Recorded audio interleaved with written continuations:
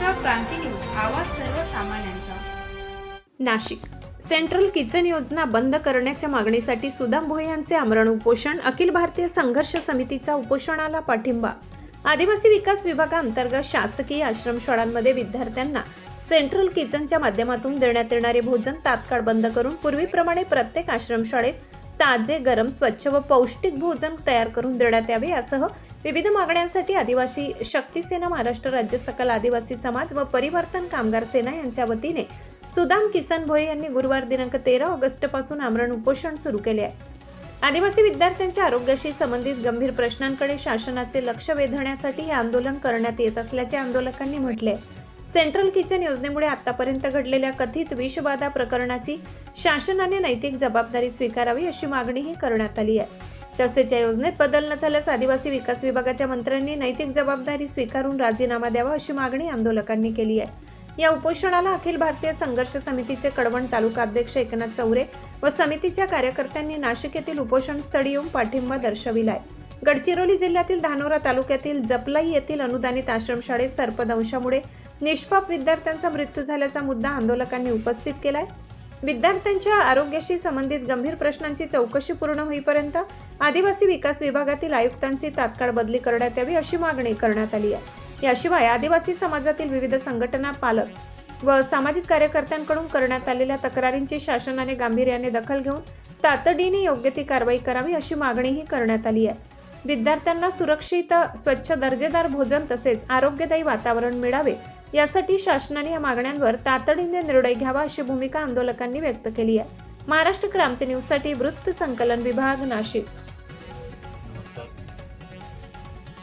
13 August पासून आदिवासी विकास मंत्र्यांनी जे सेंट्रल किचन जो एक नवीन पॅटर्न आणलेला आहे त्याच्या विरोधात या ठिकाणी ईदगाह मैदान या ठिकाणी मी सुदाम किसन भोये, परिवर्तन कामगार सेना व आदिवासी शक्ती सेना, सकल आदिवासी समाजाच्या माध्यमातून या ठिकाणी उपोषणाला बसतो। या उपोषणाला बसण्याचं प्रमुख कारण सेंट्रल किचन मधून आतापर्यंत तर आपण राज्यातल्या जिल्ह्यांमध्ये जर बघितलं साधारण 100 मुलं आजपर्यंत विषबाधित झालेले आहेत आणि ह्या विषबाधेचा जो प्रकार आहे हा भविष्यात आपल्याकडे पण होऊ शकतो। आज त्या सेंट्रल किचन वरून मध्ये भाजीमध्ये गोळ टाकतात, म्हणे मध्येच आमसूल टाकतात, आता टोमॅटो ग्रेव्हीचा विषय चालू केलेला आहे। हे आंबट पदार्थ खाऊन जे काही मुलं आहे, लहान मुलं, त्या लहान मुलांना सहज पोटाचा आलसर तयार होऊ शकतो आणि हे काही बी त्यांच्या मनाला येईल अशा पद्धतीने जेवण बनवून आपल्या मुलांना, आदिवासी मुलांना खाऊ घालतात। त्या दिवशी त्यांचा मेनू होता वरण, भात, भाजी आणि पोळी। या असताना त्यांनी तिथे काय दिलं मुलांना, तर खिचडी भात दिला।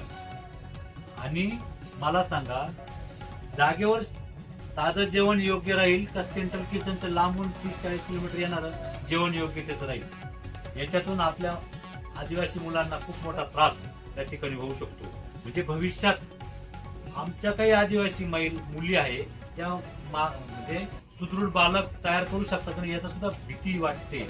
आणि आमचे जे आदिवासी विद्यार्थी आहेत ते मेंटली आणि जर पोटातच चांगलं नसेल तर मेंदूमध्ये चांगलं येईल का याची थोडी भीती आम्हाला या ठिकाणी वाटते। आणि त्याकरता हे सेंट्रल किचन बंद व्हावं किंवा आदिवासी विकास मंत्र्यांनी राजीनामा द्यावा, या दोन गोष्टीसाठी आम्ही या ठिकाणी आमचा जीव जरी गेला तरी चालेल, पण आम्ही मागे हटणार नाही। सेंट्रल किचन बंद झालेच पाहिजे, आदिवासी विकास मंत्री राजीनामा झालाच पाहिजे। या ठिकाणी आम्ही एवढंच या ठिकाणी सांगतो। जय आदिवासी, जय भीम, जय संविधान। भ्रष्टाचार निर्मूलन संघर्ष समिती कळवण तालुका अध्यक्ष एकनाथ चौरे बोलतो आणि आपला सेंट्रल किचन बद्दल सुदामदादांनी जो मुद्दा उचलला आहे एकदम रास्त मुद्दा आहे, तर शासनाने याच्यावर लवकरात लवकर दखल घ्यावी आणि योग्य तो निर्णय घ्यावा। सेंट्रल किचन हा बंद व्हायला पाहिजे। नमस्कार, मी महेंद्र बोंडे, भारतीय युवक काँग्रेस कळवण तालुका युवा अध्यक्ष।